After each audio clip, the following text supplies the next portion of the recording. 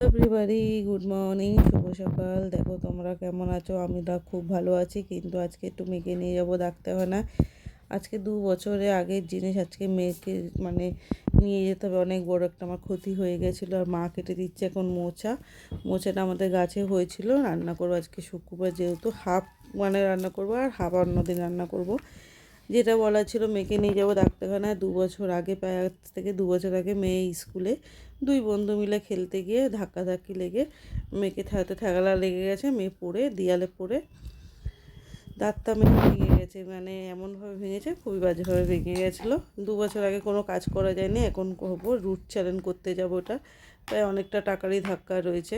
Root challenge করতে হবে, কারণ রুট চ্যালেঞ্জ না করলে পরে যেহেতু যে দাঁতটা ভেঙেছে সেই দাঁতটার উপর থেকে গ্যাস বেরিয়ে যাচ্ছে, ফোড়ার মতো হচ্ছে, পুজ জমে যাচ্ছে। আর যখন ওর বয়স যখন 18 বছর হবে, তখন ওটা নতুন করে দাঁত ক্যাপ পরানো হবে। এখন হচ্ছে রুট চ্যালেঞ্জ হবে। এই জন্য তোমাদের দাদাভাই আমরা আজকে সিদ্ধান্ত নিলাম যে করিয়ে আনবো। ওটা অনেকটা বছর হয়েও গেল, আর মেয়ের এখন যেহেতু ফোড়ার মতন বেরোচ্ছে দাঁতের মাড়ির থেকে, করে নেওয়া উচিত। ওই জন্য ডাক্তারখানা দেখো চলেও এসেছিলাম, গেছিলাম, মেয়েকে শুধু দুধ খাইয়ে। এবার ডাক্তারবাবু বলছে রুট চ্যালেঞ্জটা করার পর তো অনেকক্ষণ কিছু খেতে পারবে না, এই জন্য কিছু খাইয়ে নিয়ে এসো। তারপরে গেছিলাম, তখন দাদা ভাইয়ের আমি একটুখানি কী বলবো, ম্যাগি হোক বা কচুরি হোক কিছু খাইয়ে নিয়ে এসি। তা মেয়ে বললো না, মা কচুরি খাবো। কচুরি খাইয়ে নিয়েছি। কচুরি খাইয়ে নিয়েছি, কেন অনেকক্ষণ টাইমও লাগবে, আর হচ্ছে সারাদিন খেতেও পারবে না। দাঁতটা না পুরো শিশির করবে, যেহেতু ফুটো করবে দাঁতটা, দুটো দাঁত ফুটো করে রুট চ্যালেঞ্জ হয়।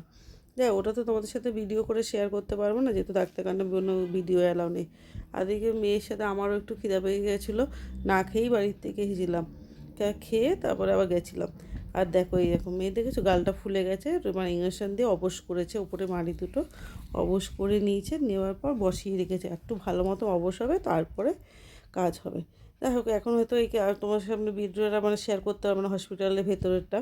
সেটা হয়তো বাড়িতে গিয়েই তোমাদের সাথে শেয়ার করবো। চলো কাজটা হয়ে যাক। আর অনেকটা টাইম লেগেছে কাজটা করতে। আর দেখো, বাড়িতে চলে এসেছি, মেয়ের দেখেছো গাল ফাল সব ফুলে গেছে। আর দেখো, উপরে একটা মাংসের যে দলা বেরিয়েছিলো, ওইটাকে কেটে অপারেশনের মতন করে দিয়েছে। আবার কাল রবিবার কিছু কাজ আছে। চলো, আজকে ভিডিওটা এইটুকুনি শেয়ার করলাম। ভালো থাকবে, সুস্থ থাকবে, আবার রবিবার ভিডিওটা